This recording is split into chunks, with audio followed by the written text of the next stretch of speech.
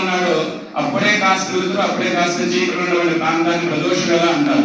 ఆ ప్రదోష వేళలో స్వామివారు నరసింహస్వామి వారు ఆ హిరణ్యకృష్ణుని సంహారం చేసి లోకంలోకి ప్రహ్లాదునికి కూడా రక్షించి స్వామి అనుగ్రహించాడు. అటువంటి వరాహ లక్ష్మీ నరసింహస్వామి వారిని మనకి స్వామి రోజు అనుగ్రహాన్ని మనకి ప్రసాదిస్తున్నారు.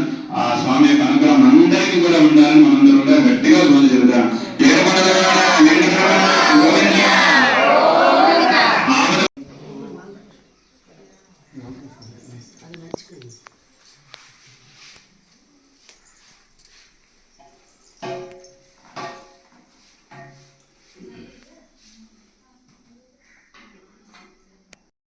హిందూ బంధువులందరికీ కూడా అక్షయ తృతీయ శుభాకాంక్షలు తెలియజేస్తూ స్థానిక మన బొబ్బిలి పట్టణంలో లక్ష్మీనారాయణ నగర్లో వేంచేసి ఉన్న శ్రీభూనీలా సమేత శ్రీ వైభవ వెంకటేశ్వర స్వామి వారి యొక్క దేవాలయమునందు ఈరోజు అక్షయ తృతీయ సందర్భంగా దేవాలయంలో స్వామివారికి చందనోత్సవ కైంకర్య సేవని నిర్వహింపజేయడం జరిగింది.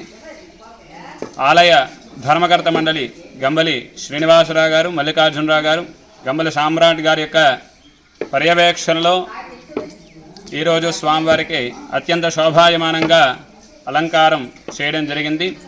స్వామివారికి వరాహ లక్ష్మీ నరసింహస్వామి వారి అవతారంలో సింహాద్రినాథుడైనటువంటి సింహాచల క్షేత్ర నివాసుడైనటువంటి వరాహ లక్ష్మీ నరసింహస్వామి వారి అవతారంలో ఈరోజు స్వామివారు దర్శనమివ్వడం జరుగుతున్నది.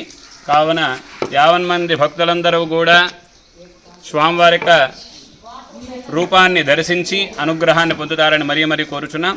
ఈ యొక్క అలంకారం రేపు ఉదయం వరకు కూడా ఉంచబడును. కాబట్టి భక్తులందరూ కూడా త్వరితగతంగా వచ్చి స్వామివారి దర్శించుకొని తీర్థప్రసాదాలు స్వీకరిస్తారని మరీ కోరుచున్నాం. అందరికీ నమస్కారం. నేను గంబలి శ్రీనివాసరావు, ఆలయ ధర్మకర్తగా వైభవ వెంకటేశ్వర ఆలయం పూల్బాగ్లో గల వైభవ వెంకటేశ్వర ఆలయంలో ఈరోజు అక్షయ తృతీయ సందర్భంగా ఈరోజు స్వామివారిని అప్పన్న స్వామిగా మీ అందరికీ చూపించాలని ఒక ఆతృతతో చేస్తున్న ఒక మంచి కార్యక్రమం. కాబట్టి ఈ కార్యక్రమానికి యావత్ బొబ్బిలి ప్రజలు వచ్చి ఈ కార్యక్రమంలో పాల్గొంటారని కోరుకుంటూ ఇట్లు గంబలి శ్రీనివాసరావు, ఆలయ ధర్మకర్త. అయితే మరి ముఖ్యంగా ఆలయం కట్టి 8 సంవత్సరాలు అయింది. నాన్నగారి జ్ఞాపకార్థం గంబలి సత్యనారాయణ గారు వైస్ చైర్మన్, అతని జ్ఞాపకార్థం కట్టిన కోవిలి మా చిన్నాన్నగారు శంకరరావు డాక్టర్ గారు ఆశయంతో కట్టారు. అయితే ఈరోజు ఈ కార్యక్రమానికి నేను ఇలా గంబలి శ్రీనివాసరావు నేను ఒక ధర్మకర్తగా ఆలయ అభివృద్ధిలో పాల్గొంటూ ఆలయాన్ని అభివృద్ధి చేయడానికి రకరకాల కార్యక్రమాలు చేస్తూ భక్తులు మన్ననలు పొందుతున్న ఈ కోవిలికి భక్తులకు మరొకసారి కృతజ్ఞతలు తెలియపరుస్తూ జై శ్రీమన్నారాయణ.